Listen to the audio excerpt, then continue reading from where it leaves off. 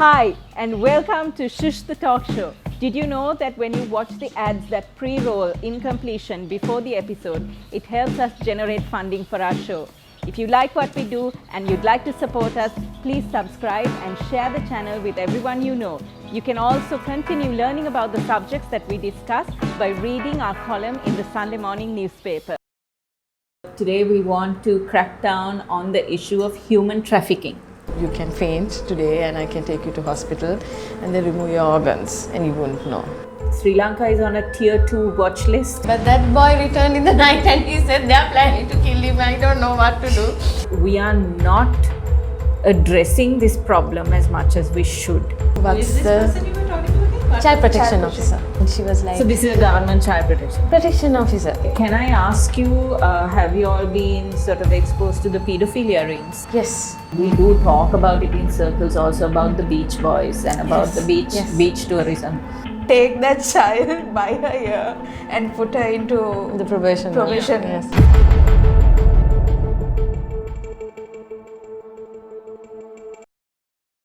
Welcome to the show, and today we're going to have a little bit of a tough conversation.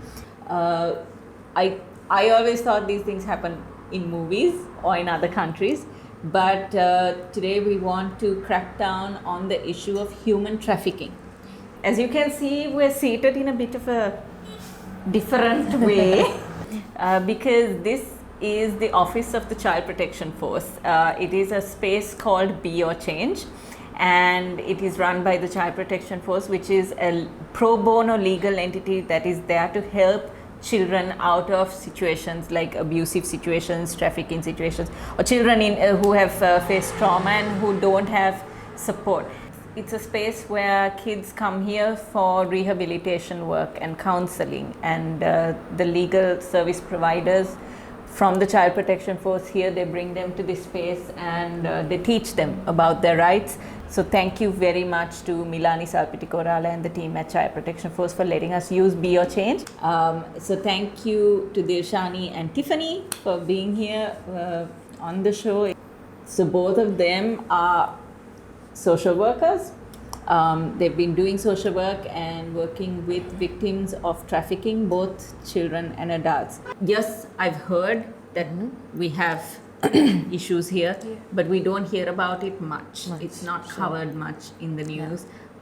So it's very easy for us to think it doesn't happen at all. Can you just tell me, like, what exactly is trafficking? How do you define trafficking? Yes, so it's actually defined under the UN protocol in 2002. Trafficking person shall means the recruitment, transportation, transfer, harboring, or receipt of persons by means of threat, use of force, other forms of coercion, of abduction, of fraud, of deception, of the abuse of power, of a position of vulnerability, of the giving or receiving of payments or benefits to achieve the consent of a person having control over another person for the purpose of exploitation. So in other words, in layman's terms, what Kidnapping. Kidnapping, not actually kidnapping. So But using force, using threats. Force. It's just that using that person's vulnerability to the benefit of us or the trafficker in terms of monetary gain. Sri Lanka is on a tier 2 watch list by the US Department of because we are not addressing this problem as much as we should. Right? And there are vulnerable groups because of the poverty levels that we have, right? Because there are so many impoverished communities who are desperate for money, who are desperate for help, and those are the communities that are being preyed on, right? But you also have to understand there is two different things, like there is smuggling as well as trafficking. So smuggling is different, trafficking is different. Okay. So there are many myths in trafficking that people don't know. So when we go and tell people what we do, they're like, does it happen here? I remember when I was smaller, when I was about, I think may have been about 6 or 7, there was a massive problem with kidnapping that was happening in Colombo with kids. There were things that were going on where parents and even our schools were talking to us about, don't talk to strangers because there are kids getting kidnapped, right? And it was happening at a kind of a very regular rate. And I remember that one day I was at home, I was in our garden, And there were some people who came to the gate, some men who knocked on the gate and asked me to come to the gate. They were like, Baba Poddak Metate. And I remembered my mother having told me about this, don't talk to strangers, that people are getting kidnapped, right? So as usual, paranoid. So I refused to go near the gate and I said, I'll get my mother, and they didn't want me to get my mother. They were like, nah, Baba metante, Baba ta katha karanne enna metante. And for whatever reason, I didn't go and I just ran into the house. But then the next week, a classmate of mine went missing. So she was kidnapped, she and her brother were kidnapped and they never found them. And that happened. So I'm realizing now that that could have been part of a racket. Racket, right? yes. Because this is an organized crime. Trafficking is an organized crime, so you have to have more than 2 to 3 people or more than that involved in it. So one person can't do this. So they have to bring from one place to the other. So, and a lot of people think it's happening across borders or across countries, but no. Even from a person from Anuradhapura can be brought to Colombo or from Colombo to Anuradhapura. Even here, like, you know, you can faint today and I can take you to hospital and they remove your organs and you won't know. I can be your friend, but that is it happening trafficking. everywhere? Is it happening in just a couple of places? It's happening everywhere, right? It is happening everywhere. Because we went around Sri Lanka looking for people who have been trafficked, and How do you look for people who have been trafficked? Like how do you actually in the find way these people? we did it was through NGOs. Okay. And we went to different districts, and so people come for help from, like, asking for help from them, and they These are people who have escaped trafficking rings or people who have lost so loved ones to them? a lot of them are like family members of Okay. them who are there, and they're like, we don't know where relatives are. So it's like most of them don't know that they have been trafficked. Yeah. So they also have, mostly the CSOs capture returnees from labor migration. But then later on, when we were speaking to them, because the CSOs also are not aware about trafficking. Okay. So CSO, for my understanding, is? The civil society organization, that are here, we're Civil working society. in the grassroots level. It is a crime under 360C, the penal code. So it's a grave crime because the minimum prison time is 2 years and up to 20 years. So if it's a child, it's 3 to 20. So what we realized in our field work was that there's a national task force that is put up by the government, and there are about 19 ministries and organizations, institutions working there. But it all comes under the Ministry of Justice, Ministry right? of Justice, yes. And Why do you think it is that Sri Lanka is not doing what it should be doing, and why is it on the tier 2 watch list? so unfortunately, the task force, as we see it, is there They're just not for doing the their job reporting. properly. Okay. Okay, and also, I think most of us are not aware as to what trafficking is and how to identify a victim. Because the victims also don't know that they have been trafficked.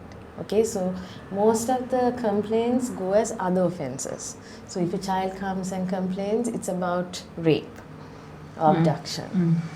If a migrant worker comes and complains, it's about labor migration issues. So it goes under other offenses. And it's not properly Captured, analyzed yes, or no. investigated. Yeah. So here in a trafficking scenario, a victim, the first respondent has to be, capacitated to identify that. So mostly it would be the police that they go to, and the police are not aware as to what this is. See, after we had a training by UNODC, and that's where they gave us a training to identify potential victims, because none of us, even the police or the CID, can't really, identify a victim. So it's that we That can is if you identify. find a victim, right? Yes. These victims, if they're kidnapped and if they're taken away, or if they're being abducted and held in some place and you don't know where they are. So how would you know? So that's the thing. So most of the time, victims are not kidnapped and abducted. Okay. They're taken so by it's deception. most of the time. So you see, you are like in debt. You have a lot of problems. I come up to you and say, look, Shanuki, I have a good job for you.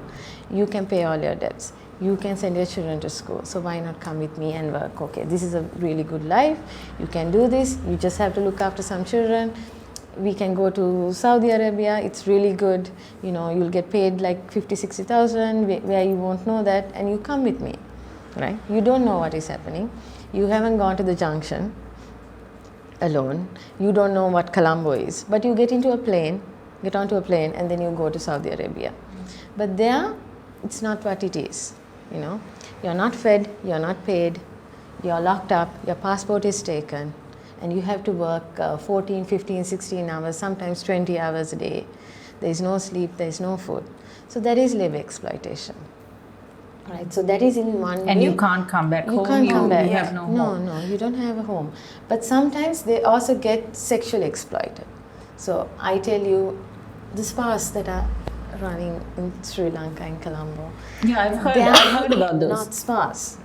So Yeah. they are one way. They are more brothel I've houses. heard actually that young girls are being sort of deceived, or their parents are being deceived by saying, I will find this girl a job Yeah. or whatever. They're being brought to Colombo, they're being put in these spas, and then they're not able to go home because of the stuff that happens to them. Yes, That there is yes. shame, stigma, there are threats, Yes. and they're prostituted, and they feel like there is no escape from it, so they stay. Okay, I don't think a lot of people realize this. I know like a lot of people are, the spas, Yeah. you know, they're like this, and we call them brothels or whatever. There are those dingy, dodgy spas and all, everybody knows what goes on there. And people still visit, there are men who visit those spas, but we don't realize that the sex workers in the spas or the people who are offering services in the spas might be actually victims of trafficking. Yes. Not all, I won't say all of Yeah. them are, because we have spoken to spa workers, sex workers, not all of them are. Some just willingly go to it, but some, yes, because they are offered. And if you look in the papers, Sunday papers, Yeah, if you, It's openly yes, advertised. yes. We spoke to some of the sex workers, and I just want to know who their customers were. So one was a principal, and one was a garment officer. 2, 3 were teachers, masters.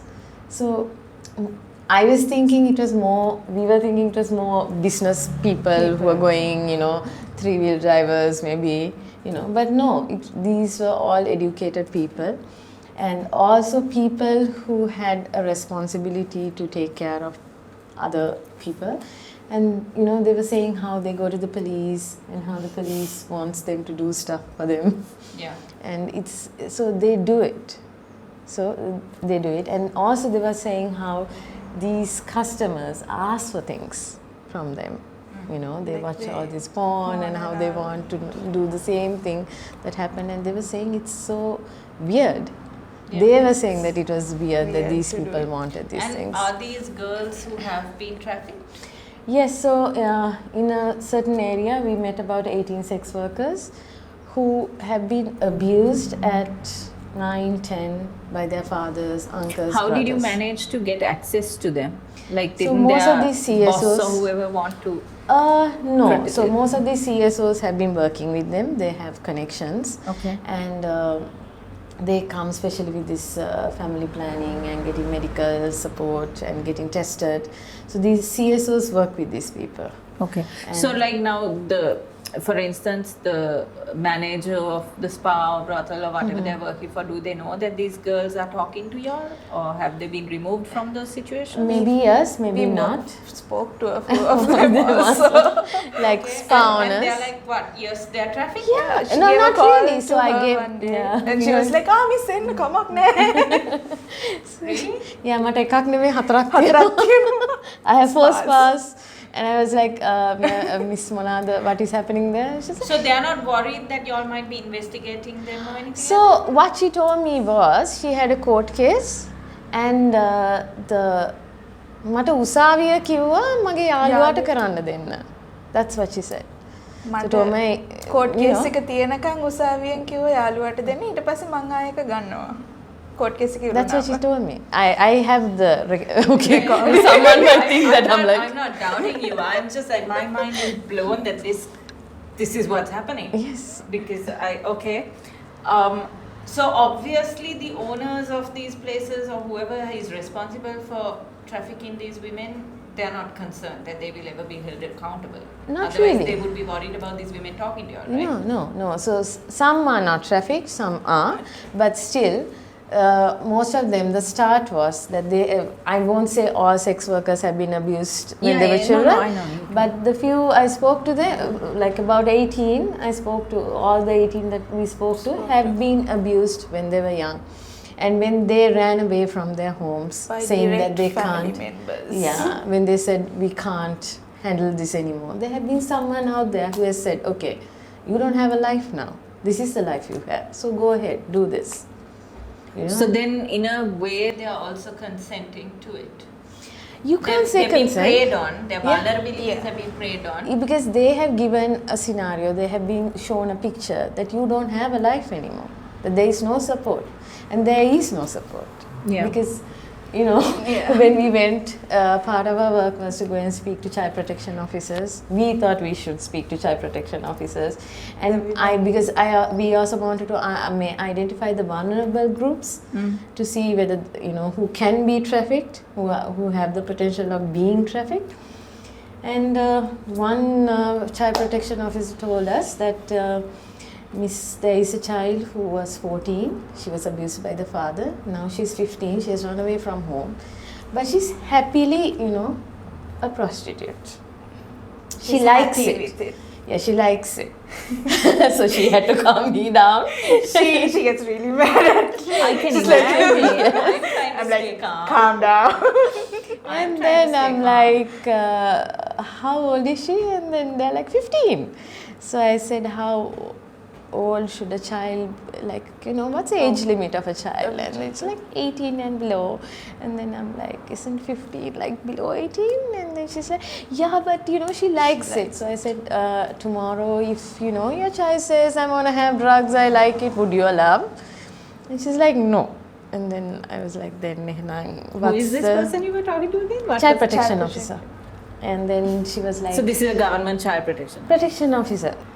Once you all find out that somebody might be potentially trafficked, and when you have identified, right, what happens then?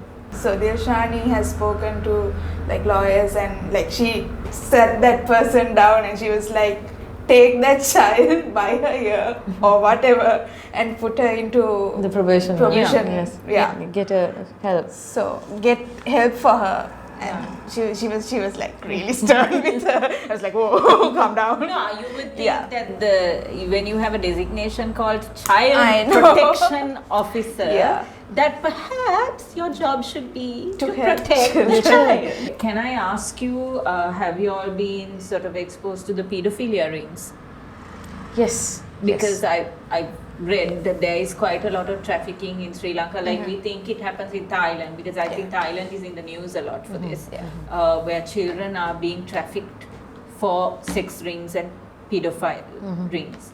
But apparently, from what I read, it's happening a lot in Sri Lanka. Yes. So have you all come across these?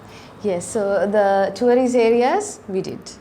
There were like many officers said that there are, you know, it's happening, but the complaints are not coming into them. So it's not recorded. If you know that it's happening, or at least officers know that it's happening, do you have to wait until somebody comes and complains? Because obviously the community is not going to complain if they want to keep it hush hush, right? Yeah. But if you know it's happening, can't you investigate? Can't you crack down? can, Can't you you arrest? So in a trafficking case, you have to go to the police, or it has to be directed to the CID. So CID does the investigations. How do these pedophilia rings happen? Like, how are the children trafficked? What are the methods that they use? Is it that they kidnap, or how does it work? Sometimes like they use poverty for it, and also yeah. So they The parents, The parents, like they go to the parents and they're like, if you can't do anything, we'll take the child and we'll get the child to go to school and stuff. And So the parents don't know. the parents don't know what the child is going for. They think Yeah. the child is going to school, but actually it's So for what about labor or whatever. Yeah, but what about follow up? Like in the sense, don't the parents ask to see the child or visit the child or know And how then the child is after that they don't let doing? them, The parents see the yeah, child. because now they are under their custody or whatever. And the parents also, they are scared of going to the police thinking that they are doing something wrong, and things like that happen because they don't, like, if you are really poor and you don't know what you are doing. Have there been sort of any awareness or education campaigns done to those communities to say that this is happening, be careful, don't fall for these things? Actually, it's starting now. Okay, because the trafficking, anti-human trafficking thing is like a in topic now. So people, the government, the NGOs, INGOs, they are getting involved to create awareness. So the CSOs do certain awareness, but it's still like in the initial stage. So we don't know how far it will go. And I also have to add into that there are parents who don't know that it's wrong, but they still do it. They send the children. They know that the child is being used for sex? Of course, yes. Of course, yes. There are communities. And this is, from what I read, again, I couldn't believe what I read, but it's something I think we have known for a long time. We do talk about it in circles also, about the beach boys and about the beach tourism, sex It's tourism. happening. So, but the parents are okay with that. So mostly it happens with the boys. Yeah. And their idea about it is, so a boy can't get pregnant. So nobody would know. Whereas a girl would. So. But they are not worried about the child's psychological So well-being. sometimes these people are physical- so, what do I say, they are so naive or they are But it's uneducated. not about naive. What They I don't can't know that put it's down wrong. Is like Wrong, a yeah. parent not So, yeah, if- realizing that his or her child being sexually raped. They is don't know They it's don't know wrong it. because that has been a cycle that has been Like, happening. for generations. They've It has also been been. through things like You that. like that, that's normal. What are do we have any systems in place to help these people? Yes. Apart from, okay, fine, if God willing, you catch the culprits and you put them for 3 years behind bars. I don't know what that can do if somebody is running a human trafficking operation. I don't think 3 years is even close to being The enough. maximum would be 20 years. So. Yeah, still, Yes. right? You're going to come out and what's stopping you from doing it again and not getting caught this time? But what about the victims of trafficking or the survivors of trafficking? Do we have any facilities or systems in place to help them, to rehabilitate them? There is a huge process. There is like very good systems in place, and that's why from tier 2 watch list we were promoted to tier 2. Okay. Right, but then since there were no prosecutions, only we were brought back into tier 2 Why are watch there no list. prosecutions? One would be that the first respondent, like the police or anyone, they don't know. Most of them are not aware. Like even Honestly, tell me, is it that they don't know or is it that they are part of this operation? Do you get instances like that? we still haven't come across instances where a government officer or the police have been involved in this trafficking process, but we have heard, but they are not reported. I've heard. Yes. I've heard that, and I think there were some articles online that I read that there were government officials involved in trafficking rings, and that's why they're not being tracked down on and all because there's political interference. Yes, there is. So even these spas, I think there are government influence in those spas, because how are they not captured? Why are they not captured? How do they run as if nothing is happening? Because prostitution sex work is illegal in Sri Lanka. So how is it not happening? Also, even in the case of labor migration, Yes. right? When you know that there is a problem, especially with the Middle East and all that these laborers who are being sent out are being abused. They are seeking help. And we've had a couple of alarming cases, I think, that people suddenly wake up and go sus and all that. But that in itself has opened our eyes to there is something going on out there, right? But still, we are still running this country's economy on it. Yes, there are 4,000 complaints in 2017 at the SABFE, recorded complaints, registered. Migrant workers who have registered under SABFE. What is SRBF? The Sri Lanka Foreign Employment Bureau. So they are the body that is responsible for the well-being of the migrant worker, for getting them registered, for training them, to sending them abroad, for handling their complaints, and return, once they return, to see that they are reintegrated in society properly.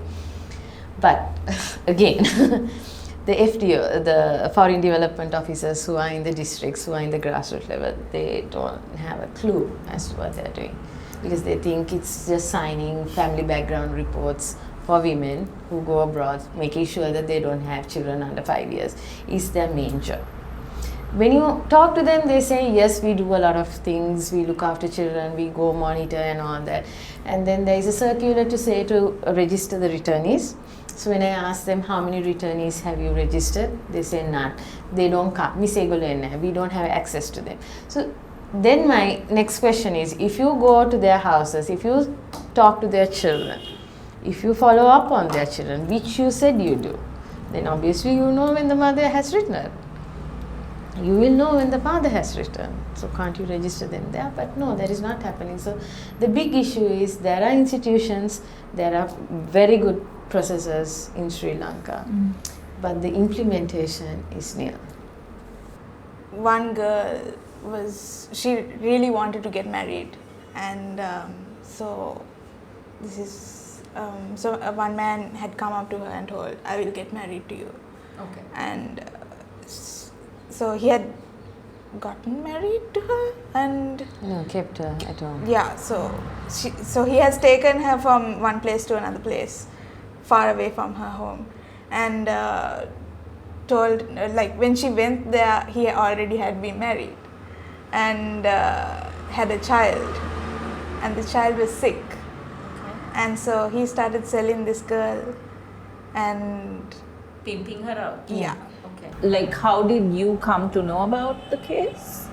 So one of these CSO people, they also work with sex workers, and now she's a sex worker, so that's how we Okay. And like, she came to you for help, or how did it? No, she didn't. Yeah, so she's now a very experienced sex worker, but that was a story at the start. So, yeah. And that man can't be held accountable for what he did, if you know what he has done? no, because it's long time. It Like, has happened long time ago. Now she's a sex worker. She has come out of it. Most of the issues that we are facing is that they don't want to complain. So The if they can't, victims. if they don't want to complain, There's nothing There's we can do nothing we about can it. Nothing we can do about it is we don't want to traumatize them even more I by understand. saying, like, okay, let's talk about it. Because, see, it's in black and white when it says, okay, sexual exploitation, labor exploitation. So you think one person is taken from one place to the other, okay, they are pimped out as sex workers, or then they are taken from one place to the other and they have to, like modern slavery, they have to work. But when we speak to the victims, what we realize is that they go through hell. That, they have been sexually abused, they have been physically abused, they have been taken work out of, and some of the lady we met in another area, she is mentally troubled now because of the things that she has gone through. They has mental issues. Yeah, they have abducted her. Sorry, yeah. Like developed mental issues now. Yeah, she hallucinates. So she has been kidnapped. She has been kept. She has been, used for labor exploitation. But once the person that she was looking after died, they have kidnapped her, took her to a place, hammered her, sexually exploited, abused her, and kept her to die in this jungle in Sri Lanka? Saudi. No, in Saudi. Okay. And now she's back in Sri Lanka, but the only thing she wanted to say was she was happy that there were two, ladies from Colombo who has come to talk to her. She wanted How to did she talk. get back to Sri Lanka? So this CSO has helped. Your work is taking you into dangerous territory. You're dealing with trafficking rings. These are dangerous people who have resorted to illegal means to do harm to other people. Are you not worried about your own protection? Not really, because I think both of us have been working in this field for a very long time, right? So, like, not in trafficking, but with, But aren't you worried that victims. these trafficking rings, these whatever ringmasters will come after you all to stop you all if you all are investigating something? When I was in Jaffna, I have been threatened by both parties, like the HET and the government side. And we have got threats, people have told us to stop working. I have actually been taken, given food by government officers, fed, told me how good I was, and then threatened before I went back and said, look, if you go missing, nobody's going to look for you. So, but How do you manage those situations? I mean, in more than just having a mindset to deal with it, it is traumatic. You are human, and it has to catch up with you at some point. What do you all do to take care of yourselves just so that you all can keep going? I think the help that we give people, right? Yeah. Like, she doesn't talk much, but she's like a very strong girl. She's very much younger to me. She's, I think, 13. Yes, she's just 24.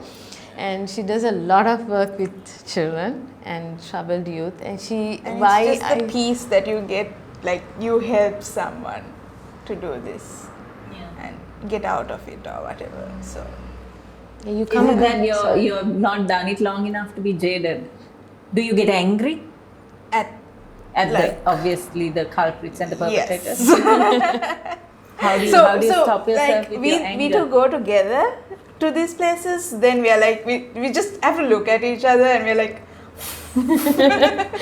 in a peace. But I think if you like look into their lives and how they have survived, It's you know, way worse. it's way worse. And then you actually, people say, okay, you guys do like great work, but it's not actually that. They inspire us to do that. Like, I have this boy in Jaffna who was running from the war with the parents, and when he turned around, his parents were no more. They were in pieces because they got caught to a landmine. He collected their fingers, toes in a bag, went to the camp, stayed there for 2 weeks. When it was smelling, they realized he had these remains of his parents. And the only person he had was his grandfather, who passed away. And I was crying when I was in Jaffna. I couldn't handle it because I was thinking, oh my God, I have my parents, I have my friends. But what happens to this child? And this child was just 14 years old. But he didn't cry. The only thing he told me was, I know you're there for me. That's it. And then, his uncles came and his uncles want to take him. And the school said there is nothing they could do about it. They had to let the uncle take him. And he came up to me and he said, because the grandfather got a lot of money as compensation, I think about 2-3 million. And he came up to me and said, I think my uncles are going to take that money and kill me. And then, I was like, oh my God, what am I supposed to do now? And then he was like, I think you'll save me. And he just went off. And then I paid a boy to follow them and to make sure that he was okay. But that boy returned in the night and he said, they are planning to kill him. I don't know what to do. They're trying to, abandon him, do stuff. And I got scared and I came running. And then I was like, oh my God, what am I supposed to do now? Where am I supposed to look for this child? And like about 2-3 days, we slept at the Vaunia bus stand looking for this child.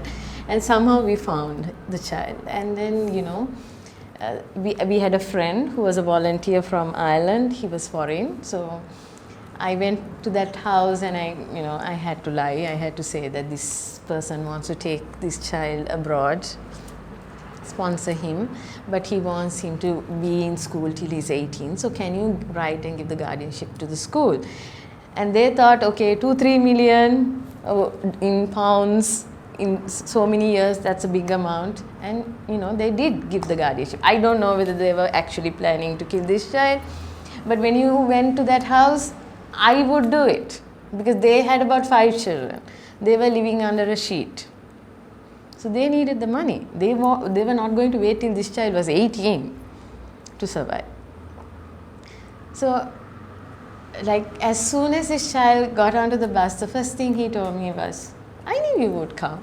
I knew you would look for me. So, like, now when we see those children, like, They're doing really well. Yeah, she helps a lot of children too. Like, there are girls, sometimes they are older to her. Yeah.